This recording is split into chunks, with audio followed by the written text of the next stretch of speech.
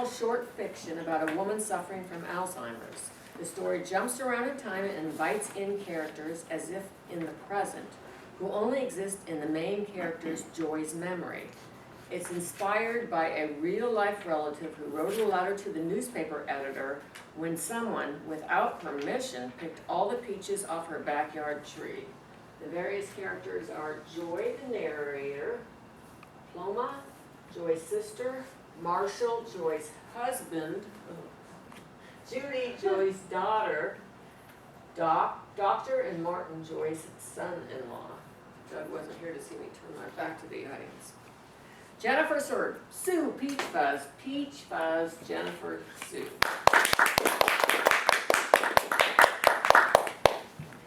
Waste nots, want nots, my man Marshall always said. Before he passed, he harvested all the fruit off our peach tree every year. Pity my baby sister Ploma's not here to help me pick fruit either. If only I could see my peach tree out that kitchen window. The garage is the only view I have, and it's a damn eyesore. Back in the day, my tree gave more fruit than it does now. I think about the old days way too much. Ploma told me the other day that I'm turning infantile. Joy, you remember the past like it was yesterday, but you forget your refills and expect me to run down to the pharmacy, just like a little child. Claiming you're 85 years old, you know how kids exaggerate their age and can't wait until their birthdays? That's you, proud you outlived everyone. Now when did she say that? I'm not 85, I'm 87. Seems like I carry on conversations with her in my head these days. That jar of sugar on the counter reminds me of snow. I remember when Daddy rode off to fetch our Christmas presents from town. It was snowing that day. A gypsy caravan came creeping up to our farm. There was excitement in the air, like before the twister. Mama flushed as she screeched to us 8 kids, "Quick, carry everything inside the house that ain't bolted down." Not even one stray hair came loose from her bun as she ran full tilt. Ploma was just a toddler back then. She wobbled by me with a chicken tucked under each arm. Babies these days don't carry that presence of mind. I think Mama and the kids were already down in the basement. Maybe they hadn't noticed I wasn't with them. I saw a girl in the distance. Were her feet bare on the snowy plain? No, they were wrapped in some kind of white skin. I gathered the forgotten eggs from the chicken coop and ran to give them to her, my heart full of generosity. Then I felt the strings of family holding me back. Mama sent Ploma up to find me, and that baby girl tugged my apron. I dropped the eggs, but the snow cushioned them for the most part. Ploma swept the basket up. I never did get to join the gypsies. And Mama gave me the whipping of my life. When Daddy got home from town, he shed a tear for my state. That's how life was back then. Hard times scraped the peach fuzz off you. How dare Ploma say I'm proud to outlive them all, even my man Marshall. I always set 5 jars of peach jam aside for her. Gosh darn, I'm rethinking that. Joy, you in there? It's Ploma come. I'm in the kitchen, Ploma. She comes by the way of the back porch, slams my screen like she's the child, and sets her pocketbook right on my kitchen table. So you've done your harvesting already, Joy? What are you talking about, Ploma? Why, your peach tree is bare. Has that slipped your mind too? Where's the fruit? She looks around my kitchen, batting her eyelashes like she's still flirting with my husband, Marshall. You're blind, old woman, I say, but for some reason my heart's pounding. I head out to the backyard. It's slow going. My knees don't do too well on the stairs these days. I'm standing on the grass in my house slippers. It's true. Now, did I pick the fruit? I circled the tree. Not one piece of unripe, high-hanging fruit left. Well, it can't be. The gypsies have really cleaned me out this time. I head out to the backyard. I spot a lightning bug near the garage. When did the evening set in? Ploma herds me back inside. I'm pacing the kitchen. Joy, Joy, calm down. Just let me check the pantry and the fridge.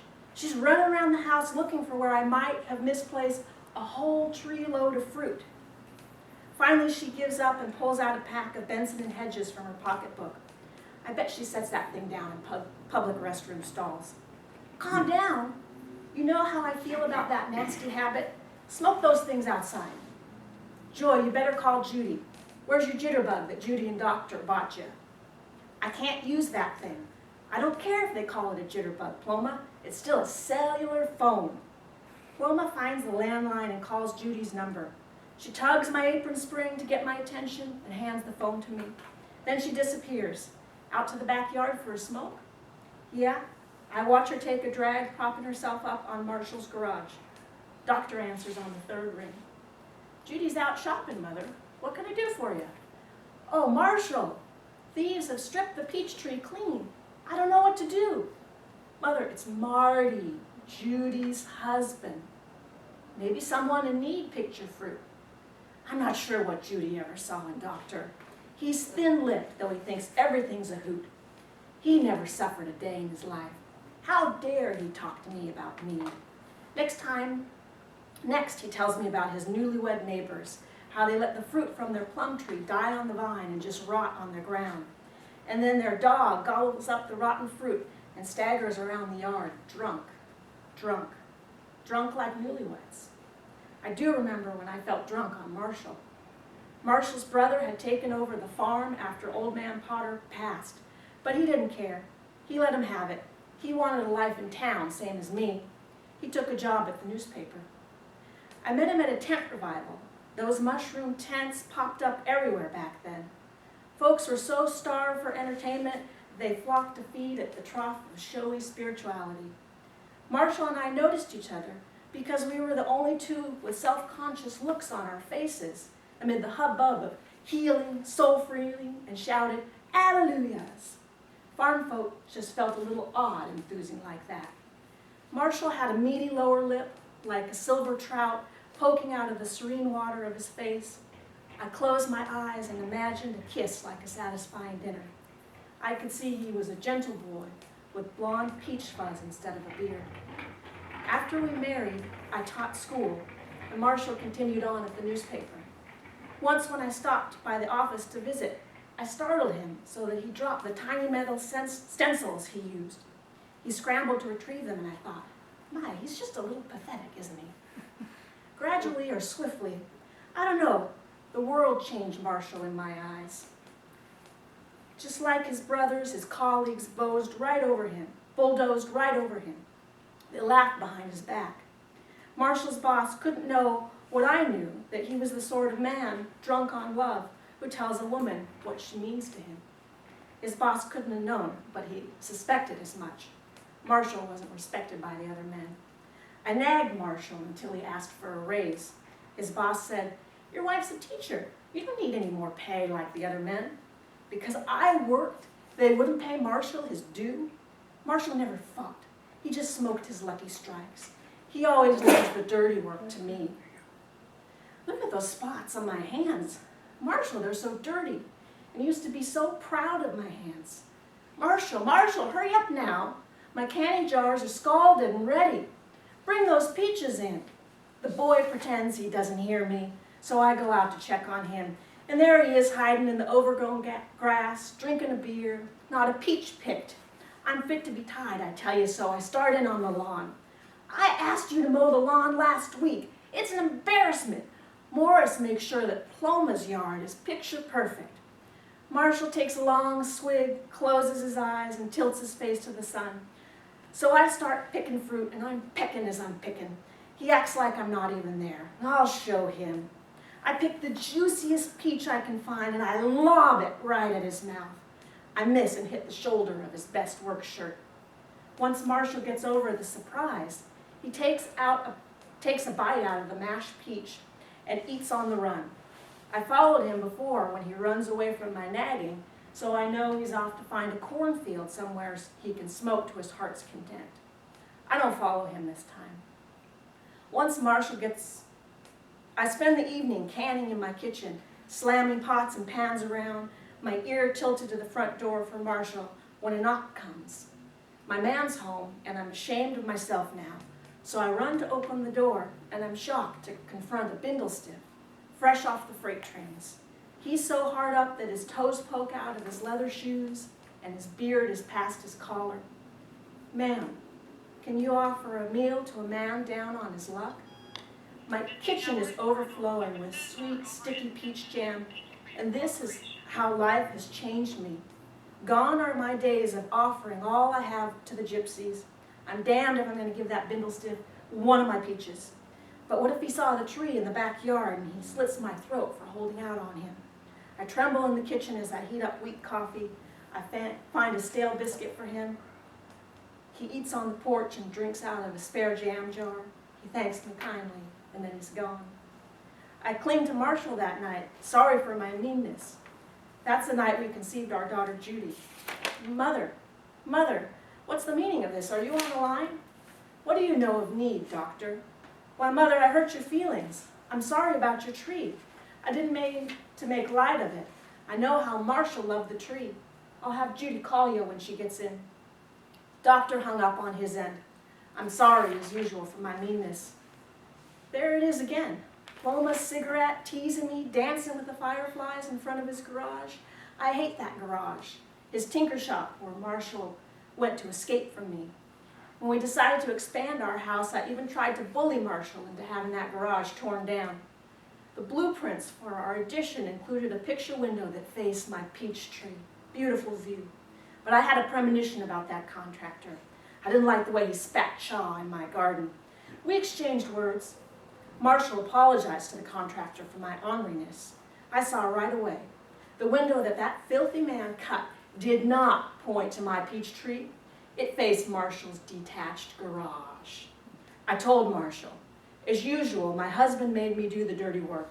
I, a prim school teacher, cursed that contractor from here to Omaha. Marshall not only did not force him to move the window, he compensated that foul-breathed contractor extra. The kitchen window came back to bite Marshall in the rear end. Marshall's doctor ordered him to give up his lucky strikes. My husband was used to taking orders, so he moped around for a few days. Then he resigned himself to quitting. He began to lash out at me. I was amazed. I had discovered Marshall's backbone. He's such a braggart.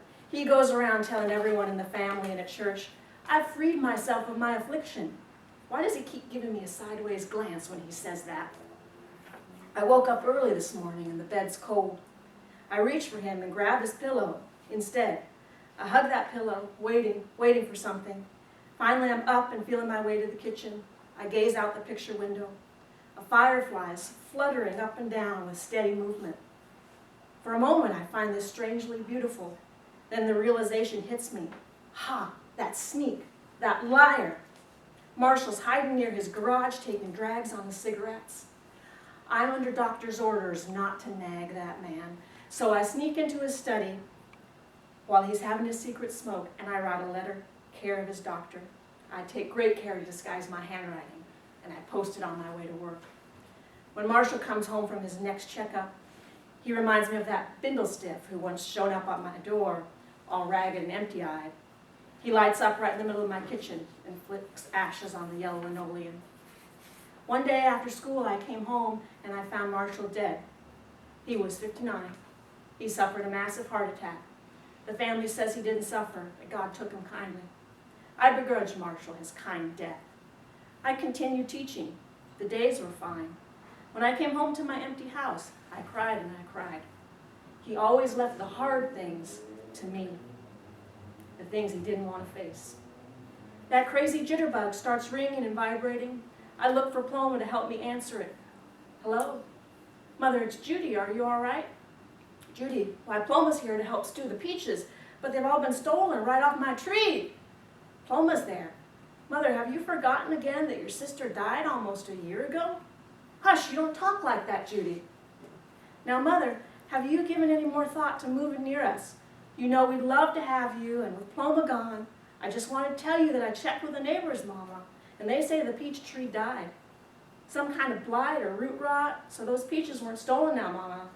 I think Martin and I better drive down tomorrow to check you. That jitterbug's an unreliable contraption. I guess I pressed the wrong button or something, because I lose Judy. and I just push it in the drawer and I forget about it. Joy, you put the jitterbug in that drawer, you're never going to find it again. Now calm down and don't get yourself all worked up, or your daughter will have you in a home in no time.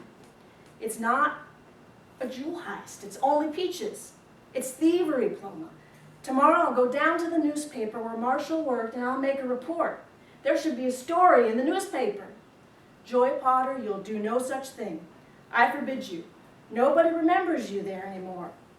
When did you become such a child? I remember Ploma as a child, not the other way around. Ploma makes me promise that I will not pay a visit to the newspaper offices. I just smile and agree. She never said I couldn't write a letter to the editor. Peach robbers. This is for the person who invaded my husband's Marshall's property over the weekend and stole all the peaches left on the tree. The fruit was being saved for special family, friends, recovering hospital patients, and of course for my pantry. We were patiently waiting for them to ripen. Instead of stealing peaches, you could have knocked and asked for a donation, which I would have gladly given you. I have been known to feed gypsies and bindle stiffs in my day. And though you would rather take from an 87-year-old ailing diabetic widow. You did forget 2 peaches hanging on the tree. Please do come back and get them, and also receive a free load of buckshot in your rear end. You must have had a guilty conscience at church on Sunday. Did you ask your minister or priest for forgiveness? Evidently, you do not go to church. I hope you get a real bellyache and choke on the pits.